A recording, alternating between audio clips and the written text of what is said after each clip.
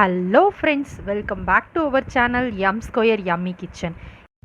இன்றைக்கி நம்ம சேனலில் ரொம்பவே டேஸ்டியான அண்ட் ஹெல்த்தியான நூடுல்ஸ் வீட்டிலையே எப்படி ப்ரிப்பேர் பண்ணுறோன்றதை பார்க்கலாம். நம்ம இன்றைக்கி கோதுமை மாவில் தான் நூடுல்ஸ் செய்ய போகிறோம். ஸோ அதுக்காக கோதுமை மாவில் கொஞ்சமாக உப்பு, அதுக்கப்புறமா சூடான எண்ணெய் சேர்த்து இந்த மாதிரி பிசைஞ்சு வச்சுக்கோங்க.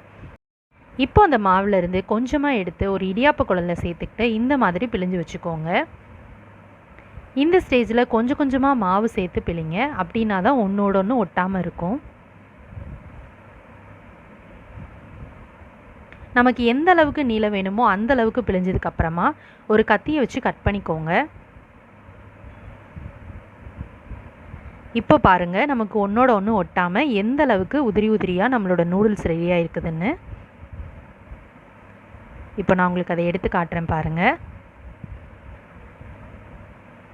ஸோ இந்த மாதிரி நம்ம எல்லா நூடுல்ஸுமே பிழிஞ்சு வச்சுக்கலாம். இப்போது ஒரு பாத்திரத்தில் இந்த நூடுல்ஸை வேக வைக்கிறதுக்கு தேவையான அளவு தண்ணி சேர்த்துக்கலாம். சேர்த்துட்டு அதில் கொஞ்சமாக உப்பு, அதுக்கப்புறமா 2 டேபிள் ஸ்பூன் அளவுக்கு எண்ணெய் சேர்த்துக்கலாம்.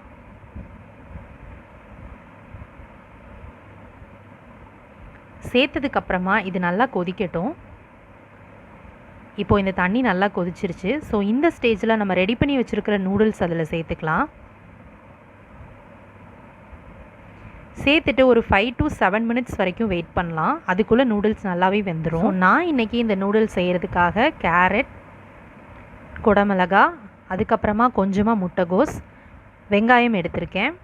அதோட கொஞ்சமாக பூண்டை ரொம்ப சின்ன சின்னதாக கட் பண்ணி வச்சுக்கோங்க. இந்த மாதிரி இந்த வெஜிடபிள்ஸ் எல்லாத்தையுமே நான் நீல வாக்கில் கட் பண்ணி வச்சுருக்கேன். இப்போ நம்மளோட நூடுல்ஸும் ரெடி ஆகிடுச்சு. இந்த டைமில் நம்ம அதை நல்லா வடிகட்டிட்டு இன்னொரு பாத்திரத்துக்கு மாற்றிக்கலாம். வடிகட்டினதுக்கப்புறமா அதில் கொஞ்சமாக நார்மல் வாட்டர் சேர்த்துக்கோங்க. சேர்த்துட்டு நல்லா ஃபில்டர் பண்ணிவிட்டு வேறு ஒரு பாத்திரத்தில் எடுத்து வச்சுக்கலாம். இப்போ நம்ம நூடுல்ஸ் செய்ய ஆரம்பிக்கலாம். ஒரு கடாயில் 2 டேபிள் ஸ்பூன் அளவுக்கு எண்ணெய் சேர்த்துக்கலாம். சேர்த்துட்டு எண்ணெய் நல்லா காஞ்சதுக்கப்புறமா நம்ம கட் பண்ணி வச்சுருக்கிற பூண்டு அதில் சேர்த்துக்கலாம். சேர்த்துட்டு பூண்டு லைட்டாக வதங்கட்டும்.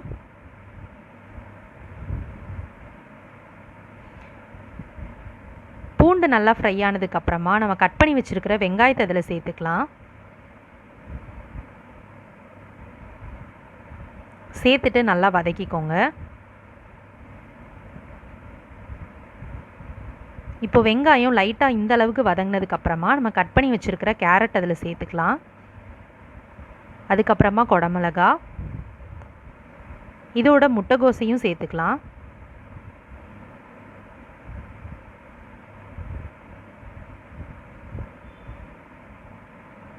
இப்போது இந்த வெஜிடபிள்ஸ் எல்லாத்தையுமே நல்லா ஒன்று சேர சாட்டை பண்ணிக்கோங்க. இதுக்கு தேவையான அளவு உப்பும் சேர்த்துக்கலாம்.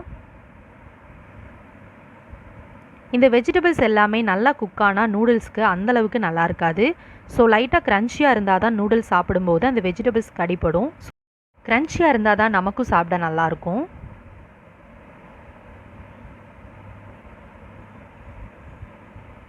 இந்த அளவுக்கு லைட்டாக வதங்கினதுக்கப்புறமா நம்ம இதில் சாஸ் சேர்த்துக்க போகிறோம். இப்போ இதில் 1 டேபிள் ஸ்பூன் அளவுக்கு டொமேட்டோ சாஸ், 1 டேபிள் ஸ்பூன் அளவுக்கு சில்லி சாஸ், அதுக்கப்புறமா ஒரு 1/2 டேபிள் ஸ்பூன் அளவுக்கு சோயா சாஸ் சேர்த்துக்கலாம்.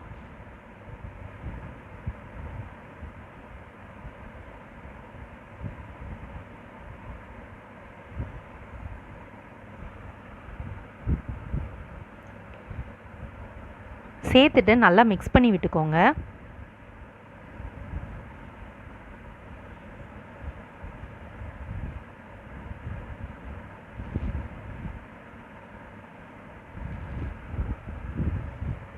இப்போ இந்த மாதிரி நல்லா மிக்ஸ் ஆனதுக்கப்புறமா நம்ம எடுத்து வச்சுருக்கிற நூடுல்ஸ் இதில் சேர்த்துக்கலாம். சேர்த்துட்டு நல்லா கலந்து விட்டுக்கலாம். இப்போ நம்மளோட யம்மியான டேஸ்டியான நூடுல்ஸ் பரிமாற தயார். அண்ட் இந்த டிஷ்ஷை நீங்களும் உங்கள் வீட்டில் ட்ரை பண்ணி பார்த்துட்டு எப்படி இருக்குன்னு எனக்கு கமெண்ட் பண்ண மறக்காதீங்க. அண்ட் மறக்காமல் நம்ம M square yummy kitchen YouTube சேனலுக்கு சப்ஸ்கிரைப் பண்ணி சப்போர்ட் பண்ணுங்கள். நீங்கள் கொடுக்குற சப்போர்ட் தான் எங்களை மேலும் மேலும் வீடியோஸ் போடுறதுக்கு ரொம்பவே மோட்டிவேட் பண்ணும். தேங்க்ஸ் ஃபார் வாட்சிங்.